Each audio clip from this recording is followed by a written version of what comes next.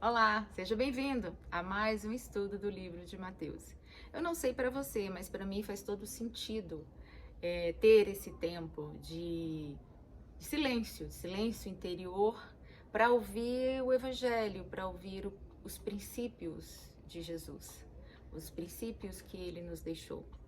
A Bíblia não é um manual de conduta, né? Ela não traz um rol, faça isso, não faça aquilo, não é isso. A Bíblia ela pode ser usada para isso, ela pode ser usada com essa intenção, mas a intenção inicial de Jesus não é essa, nunca foi. A intenção de Jesus sempre foi chamar pessoas para a caminhada que desenvolvessem um senso crítico a partir das suas próprias realidades, seguindo alguns princípios que ele nos deixa aqui bem claro em todo o Evangelho, né? E Paulo, Pedro, né, que foram apóstolos, compreenderam parte desses princípios, aplicaram no seu tempo, na sua cultura, na sua localidade. E hoje nós aqui no século XXI trazemos esses mesmos princípios para cá, na tentativa de aplicá-los também, com a mesma profundidade, ou às vezes até com uma profundidade muito maior. Então, o convite para você estudar o livro de Mateus é justamente para você aprender e apreender, né? Quer dizer, interiorizar. Não é saber como se fosse uma cartilha. A intenção aqui não é essa. Mas trazer você para um lugar de reflexão. A gente precisa refletir, a gente precisa silenciar as vozes tantas dentro e fora de nós e ouvir um pouco o que essa palavra tem a nos revelar, não à luz de nenhuma outra ideologia, senão a própria ética de Jesus. E o livro de Mateus, ele é um livro de ética. O livro de Mateus é um livro onde a gente aprende a ter um ethos, né? Uma casa, um lugar de aprendizagem, de construção de mente, de adoração, de comportamento, onde a dimensão espiritual do seu ser pode ser trabalhada de uma maneira saudável, né? De uma maneira lúcida, sobretudo lúcida. A espiritualidade, ela deve nos levar para esse caminho de lucidez, tá bom? E aqui a gente vai voltando para a palavra. Nós estamos em Mateus 9, no versículo 9, 9, até o 13. E hoje a gente vai falar do encontro que Jesus teve com Mateus.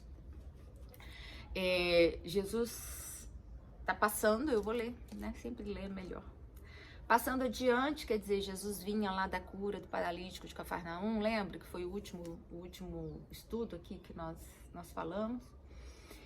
E ele vê um homem chamado Mateus e lhe disse, segue-me. Então Jesus viu Mateus e disse, segue-me. Ele se levantou e o seguiu. Enquanto Jesus estava jantando na casa de Mateus, chegaram muitos cobradores de impostos e pecadores. E sentaram-se à mesa com Jesus e seus discípulos. Os fariseus, mais uma vez aí, guarde isto, os fariseus, vendo isto, perguntaram aos discípulos de Jesus, por que o vosso mestre come com os cobradores de impostos e pecadores? Jesus, ouvindo isso, disse, não necessitam de médicos sãos, mas sim os doentes. Ide, porém, aprendei o que significa misericórdia quero, guarde isto também. E não sacrifício. Ele está falando aqui uma passagem do Velho Testamento, né? Misericórdia quero e não sacrifício. Pois eu não vim chamar os justos, e sim os pecadores ao arrependimento. Então essa é a passagem aqui, chamada, intitulada então na sua Bíblia, provavelmente, de O Chamado de Mateus ou A Vocação de Mateus. E o que a gente pode aqui destacar de interessante e que Jesus aqui nos ensina? Jesus, mais uma vez, está vendo pessoas. Jesus viu o paralítico de Cafarnaum. Jesus olhou para o centurião e viu no centurião não apenas um centurião, ele viu fé. Ele falou, olha, não tem fé aqui como a sua. E Jesus vai encontrando pessoas na caminhada e não vê apenas o estereótipo, não vê roupas, carne, músculo, cor dos olhos, cor de cabelo. Jesus não vê isso. Jesus não importa com isso. Jesus vê pessoas e que essas pessoas carregam no coração. É isso que Jesus vê. Jesus viu fé nos amigos do paralítico. Jesus viu fé. Jesus viu que o paralítico precisava, como nós falamos aqui no vídeo anterior, viu que ele precisava de uma cura interior, antes até de uma cura física. Jesus olha para Mateus e chama Mateus, porque vê que Mateus carregava tudo o que ele precisava ali, não só para ser um discípulo, né, mas as transformações éticas que Mateus precisava. E Jesus é esse homem de chamado, de olhar interior, né? Ele consegue discernir o nosso coração. A nossa relação com Deus deve ser essa relação de confiança com Ele, né? De que Ele sabe. A gente não precisa de minúcias diante de Deus, a gente precisa apenas obedecer ao seu chamado.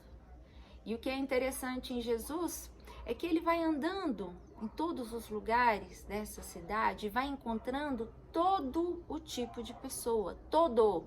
Ele encontra um paralítico, ele encontra um homem que está à beira ali do tanque de Betesda, que talvez nem tivesse o que comer todos os dias, porque já estava naquela condição há 38 anos, e ele encontra também Mateus, que era um cobrador de impostos, que era um homem um homem cheio de privilégios, um homem que tinha dinheiro, um homem que estava dentro da sala da legião romana, vamos dizer assim, né, da liderança romana. Mateus é um homem que come bem, que se veste bem, que tem um status financeiro e político, né, e portanto é um homem cheio de privilégios.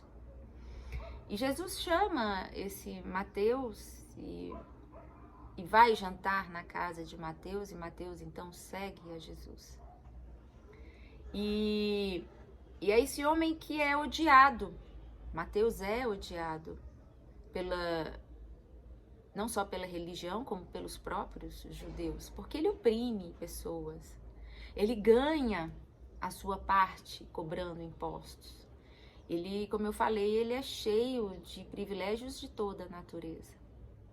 E quando ele encontra Jesus, Mateus abandona esses privilégios, né? Mateus deixa para trás essa gama de riquezas e de privilégios e de status e vai viver andando aqui como Jesus, com seus discípulos, encontrando pessoas sujas, mal vestidas, mal cheirosas, cheias de demandas de toda a natureza. Ele vai caminhar no sol, na escuridão, no calor, no frio, vai deixando aquele ethos anterior para trás e vai adquirindo um novo ethos carregado de muita simplicidade, carregada de muito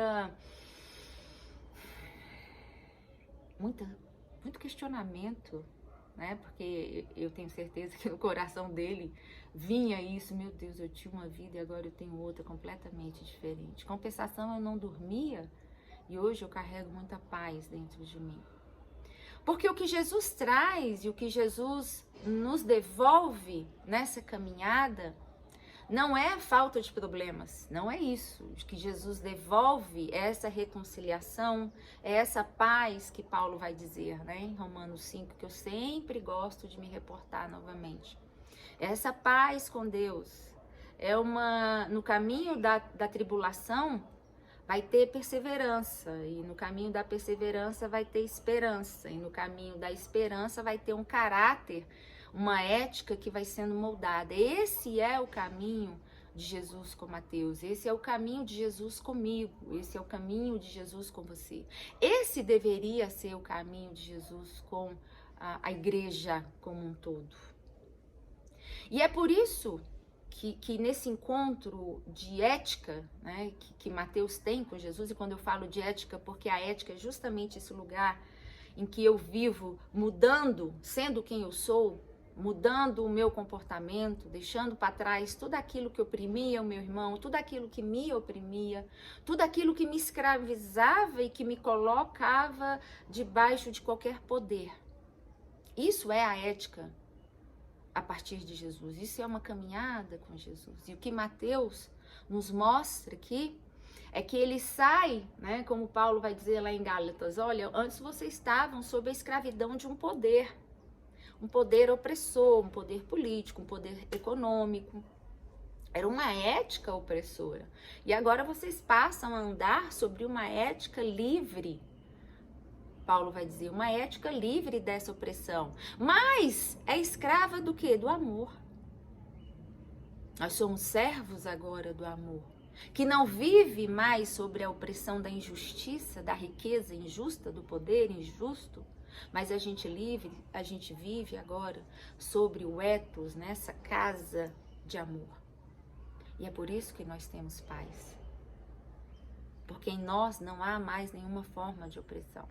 E é por isso também que o movimento da igreja, principalmente da igreja evangélica como um todo, não deve ser sair dessa ética opressora e estar sob a ética opressora política, econômica, né? Porque a ética de Jesus não é essa. E por isso que enquanto igreja, enquanto movimento evangélico, que algumas igrejas, a igreja da massa se concentra, ela não pode caminhar sob a égide de um poder político.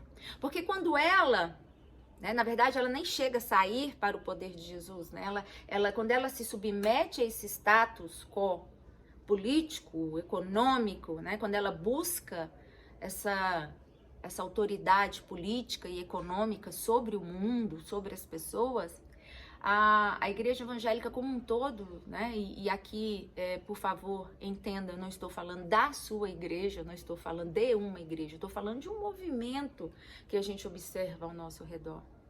Quando ele faz conchavos, né? E quando Mateus senta com Jesus e vai jantar com ele, essa não é uma mesa de conchavos, onde ele vai falar, e aí, como é que eu posso angariar mais poder econômico e político para mim? Porque eu estou perto aqui de Herodes, mas eu queria ficar um pouco mais perto dele. Eu estou perto de Pôncio Pilatos, mas eu quero me aproximar. O diálogo não é esse. O diálogo não é esse. O diálogo de uma ética em Jesus é quando a gente sai desse poder e não quando a gente entra nesse poder. Quando eu saio desse poder, eu tenho paz, mas quando eu entro nesse poder, eu tenho ideologias maçantes, perversas, que descaracterizam o poder do evangelho na vida daquele que crê.